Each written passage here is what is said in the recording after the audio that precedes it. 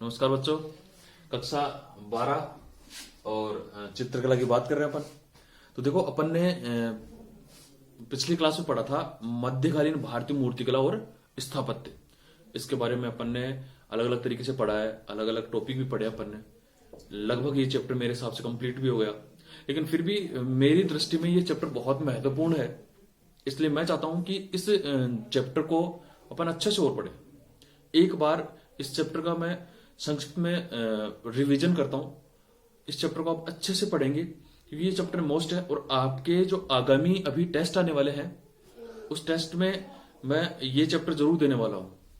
ठीक है, तो इस चैप्टर में से कौन से टॉपिक आते हैं वो बाद में आपको सिलेबस में बता दूंगा मैं, लेकिन इस चैप्टर को अपन अच्छे से पढ़ेंगे। इसलिए मैं इस चैप्टर का एक बार फिर से रिवीजन कर रहा हूं, तो आप रिवीजन अच्छे से देखेंगे।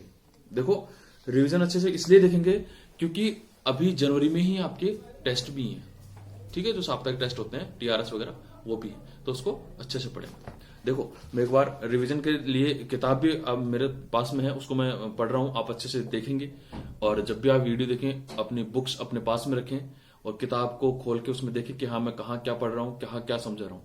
ठीक है, तो देखते हैं अपन। भारतीय कला का काल विभाजन इतिहास के आधार पर ही पूर्व, मध्य और उत्तरार्ध में अपन ने पढ़ा ही था कि भारत को 3 भागों में बांटा गया था। मतलब काल को पूर्व काल में, मध्य काल में और उत्तर काल में। यह परिस्थितियां निश्चय ऐतिहासिक युग धारा पर आधारित हैं। यह कहना आवश्यक नहीं है कला व इतिहास के काल को परिणाम सदा ही नहीं हुआ है। मतलब जो कला और काल दोनों एक समाहित में नहीं रही है। कला, काल बीतता गया, कला आगे बढ़ती गई, काल समाप्त होता गया, समय समाप्त होता गया और कला का विस्तार बढ़ता गया। ये अपने इसमें बताया गया है। इसके बाद में देखो, एक भारतीय कला इतिहास की दृष्टि से उत्तर भारत में सम्राट हर्षवर्धन महत्वपूर्ण थे। देखो, ये जो हर्षवर्धन थे ये महत्वपूर्ण एक जो राजा थे उनमें थे। ठीक है, जो वीर योद्धा के अंतर्गत कुशल और साथ ही कला प्रेमी भी थे। उत्तरापथ मतलब उत्तर के अधीन, उत्तरापथ में भी इनका शासन रहा, दक्षिणापथ में भी इनका शासन रहा। मतलब चारों दिशाओं में इन्होंने, जो हर्षवर्धन जी हैं, इन्होंने राज किया है। ये अपन संक्षिप्त में भारतीय मूर्तिकला के बारे में पढ़े। इसके बाद में अपने पास में आया एलोरा। देखो, एलोरा की गुफाएं ध्यान से पढ़ेंगे अपन इसको। एक बार फिर से इनका रिवीजन करवाना, इसलिए ध्यान से पढ़ेंगे। एलोरा, देखो एलोरा जो है, एलोरा में क्या है, पूर्व मध्यकालीन मूर्तिकला में स्थापत्य के प्रमुख केंद्र के रूप में एलोरा वेरूल महत्वपूर्ण स्थान है। तो वेरूल भी कहते हैं, एलोरा की गुफाएं वेरूल की गुफाएं। ठीक है, औरंगाबाद से 55 किलोमीटर दूर पर स्थित एलोरा धार्मिक त्रिवेणी है। धार्मिक मतलब धर्म के आधार पर 3 भागों का संगम है, 3 धर्मों का संगम है, धार्मिक संगम है। कौन सा? बौद्ध, हिंदू और जैन। बौद्ध, हिंदू और जैन। ठीक है, 8वीं शताब्दी के उत्तरार्ध में निर्मित 34 गुफाओं के विशाल कला संसार में गुफा संख्या 1 से 12 तक बौद्ध। इसमें कुल 34 गुफाएं स्थित हैं, 1 से 12 बौद्ध धर्म।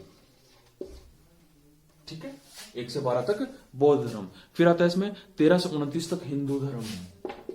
13 से 29 हिंदू धर्म, 13 से 29 तक हिंदू धर्म से संबंधित है।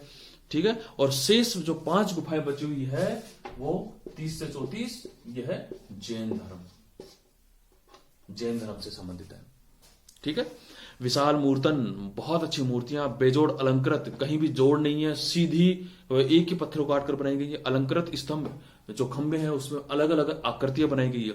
और आध्यात्मिक भावनाओं और बिल्कुल धार्मिकता से जुड़ा हुआ युक्त एलोरा के सभी मंदिर बारदरी शैली में, एकाश्म शैली में, एक साइड में चित्र बने हुए हैं। ठीक है, कटे और 2-3 मंजिलें हैं, 2-3 मंजिल के बने हुए हैं। इन गुफा मंदिरों का निर्माण चालुक्य काल से राष्ट्रकूटों के समय हुआ था। इन गुफाओं का निर्माण चालुक्य काल से लेकर राष्ट्रकूट राजाओं तक भी इसका निर्माण होता रहा था। चालुक्यकालीन गुफाओं में मुख्य रूप से 3 मंजिला गुफा 12 विश्वकर्मा मंदिर बुद्ध की 7 मनुष्य रूपों की मूर्तियों दिखाता है। गुफा संख्या जो 12 है, गुफा संख्या 12 है, इसमें भगवान बुद्ध के 7 मनुष्य रूपों को दिखाया गया है। इसके बाद में आता है गुफा संख्या 15 में दशावतार मंदिर। गुफा संख्या जो 15 है उसमें दशावतार मंदिर स्थित है। गुफा संख्या 15 में दशावतार मंदिर, जिसमें विष्णु के नरसिंह अवतार को विष्णु के नरसिंह अवतार को दिखाया गया है। विष्णु के नरसिंह अवतार को इसमें दिखाया गया है।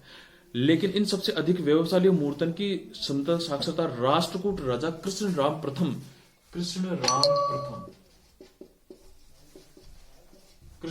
के द्वारा बनाया गया। एक देखो क्या है, राजा कृष्णराम प्रथम द्वारा निर्मित गुफा संख्या 16 कैलाश मंदिर, जिसे रंग महल भी कहते हैं। गुफा संख्या 16 के अंदर कैलाश मंदिर है। ठीक है, कैलाश मंदिर हो गया अपना कैलाश मंदिर। गुफा संख्या 16 में कैलाश मंदिर स्थित है, जिसका निर्माण किसने करवाया था? कृष्ण राम प्रथम ने। ये याद रखना, कृष्ण राम प्रथम ने। देखो इसके बाद में अपना आता है जो एलिफेंटा। ये अपन नॉर्मल बातें पढ़ चुके हैं इसकी, ये आप याद रखेंगे। बाकी आप नोट्स में भी पढ़ रहे हैं, नोट्स मैंने भेज दिए हैं सारे, ठीक है, उसको आप अच्छे से पढ़ रहे हैं। एलिफेंटा 7वीं शताब्दी के उत्तरार्ध में राष्ट्रकूट राजाओं ने बनाया था इसको। ठीक है, मुंबई से 6 मील दूर एक धारापुरी नामक एक टापू स्थित है, उस पे इसका ये एलिफेंटा की गुफाएं स्थित है। ठीक है, धारापुरी नामक प्रसिद्ध समुद्री टापू है, उस पर स्थित है। मुख्य शिव मंदिर अपने प्रवेश द्वार से 60 मीटर, मतलब इसके अंदर एक मुख्य रूप से एक बहुत अच्छा शिव मंदिर का निर्माण किया गया है। इसमें त्रिशिरा मूर्ति भी है, त्रिशिरा मूर्ति, जिसमें 3 सिर वाली मूर्तियां हैं। 3 सिर हैं उसमें, और 3 सिर में भगवान ब्रह्मा विष्णु महेश को माना जाता है, और एक में भैरव शिव और पार्वती को भी माना जाता है। ठीक है, धीरे धीरे चिंतनशील मस्तिष्क, मतलब इस मूर्ति को अपन देखेंगे तो चिंतनशील, बहुत सोच विचार वाला मस्तिष्क है। बहुत अच्छे गुप्तकालीन शासकों के द्वारा बनाया गया है, ये बहुत अच्छी मूर्ति शिल्प है। तो ये एलिफेंटा के बारे में अपन अच्छे से पढ़ लेंगे। इसके बाद आता है महाबलीपुरम। देखो मध्यकालीन मंदिर श्रृंखला में पल्लवकालीन मंदिरों में महाबलीपुरम एवं कांची समुद्र तट पर निर्मित विशाल मूर्तन है। ये भी आप अच्छे से पढ़ेंगे कहाँ स्थित है। इसके अंदर अपन ने पढ़ा था कि गंगा अवतरण, एक गंगा अवतरण है जिसमें गंगा का कैसे पृथ्वी लोक पर अवतरण हुआ था, उसके बारे में भी इसमें बताया गया है। वो आप अच्छे से याद रखेंगे। एक मंदिर की, महाबलीपुरम की जो मंदिर जो गुफाएं हैं, उसकी बाहर की दीवार पर बहुत बड़ा एक गंगा अवतरण का दृश्य चित्र बनाया गया है, मूर्तन किया गया है, जिसमें छोटी छोटी मूर्तियां बनाई गई है। बीच में भागीरथ को दिखाया गया है, जो दोनों हाथों को फैलाकर तपस्या में लीन है, और ऊपर से भगवान शिव के जो जटाएं हैं उनसे गंगा का विस्तार पृथ्वीलोक पर हो रहा है। तो ये भी आप अच्छे से इसमें पढ़ेंगे कि कहाँ क्या लिखा हुआ है, और आप जो अपन ने पढ़ा था उसमें। और ये जो गंगा अवतरण है इसको तीर्थम कहते हैं, ये भी आप अच्छे से याद रखना, तीर्थम किसे कहते हैं। ठीक है, तो ये आप अच्छे से याद रखेंगे। इसके बाद में आता है अपने कोणार्क सूर्य मंदिर, ये भी आप अच्छे से याद रखेंगे। कोणार्क के सूर्य मंदिर में 3 अवस्थाओं को दर्शाया गया है। पहली अवस्था थी बाल्यावस्था, दूसरी थी युवावस्था, तीसरी थी प्रौढ़ावस्था।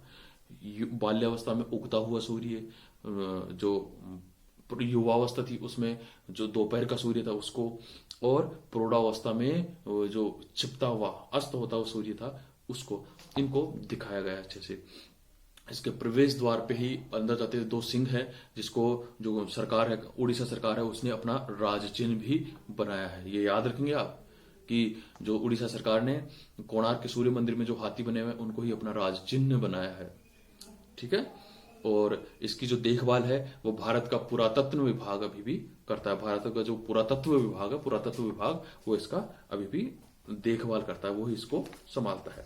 इसके अलावा इसके अंदर जो कोणार्क का सूर्य मंदिर है, इसमें एक मंजीरा वादिका का मूर्ति शिल्प बना हुआ है, जो बहुत बेमिसाल है, बहुत अच्छा मूर्ति शिल्प है।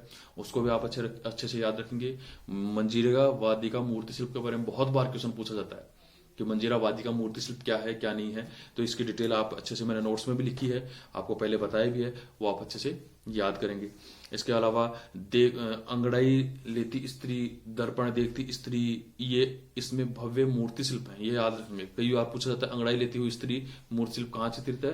कोणार्क के सूर्य मंदिर उड़ीसा में। ठीक है, दर्पण देखती स्त्री का मूर्ति कहाँ बनाई गई है? उड़ीसा कोणार्क के सूर्य मंदिर में। ऐसे आप अच्छे से याद रखेंगे इसको। ठीक है, इसके बाद आता है खजुराहो। देखो खजुराहो भी बहुत मुख्य मंदिर है। इस मंदिर में एक मंदिर है जिसका नाम है कंदरिया महादेव, एक है जिसमें मिथुन आकृतियां, नग्न आकृतियां बनाई गई है, एक है लक्ष्मण मंदिर, जो लक्ष्मण मंदिर का भी आकृतियां बनाई गई है उसमें। ठीक है, भगवान विष्णु को लक्ष्मण माना गया है उसके अंदर। एक कंदरिया महादेव मंदिर है जो खजुराहो का मुख्य मंदिर माना जाता है।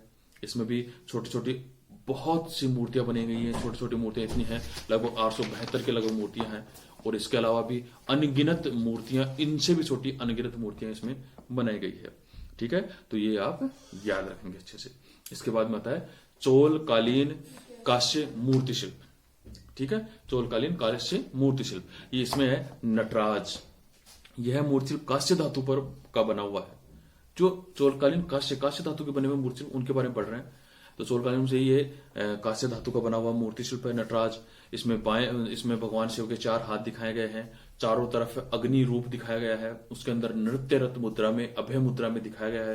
एक तो डांस करते हुए, नृत्य करते हुए, एक अभय मुद्रा, आशीर्वाद देते हुए मुद्रा में इनको दिखाया गया है। इसी के साथ इसमें उमा पार्वती, जिसको भी नृत्य त्रिभंगीय मुद्रा में, मतलब नृत्य करते हुए मुद्रा में दिखाया गया है। और वस्त्र, अधो वस्त्र, आद्य वस्त्र दिखाए गए हैं। और बहुत अच्छी जो बेजोड़ मूर्तियां हैं इसमें अलंकृत की गई है। ठीक है, तो ये आप सब इसको अच्छे से याद कर लेंगे। इसको अच्छे से नोट्स जो मैंने भेजे हैं वो भी याद करेंगे, वीडियो देखेंगे, अच्छे से समझेंगे, बुक्स में पढ़ेंगे, और उसके बाद में अपन नेक्स्ट क्लास में अगला चैप्टर स्टार्ट करेंगे। ठीक है, धन्यवाद।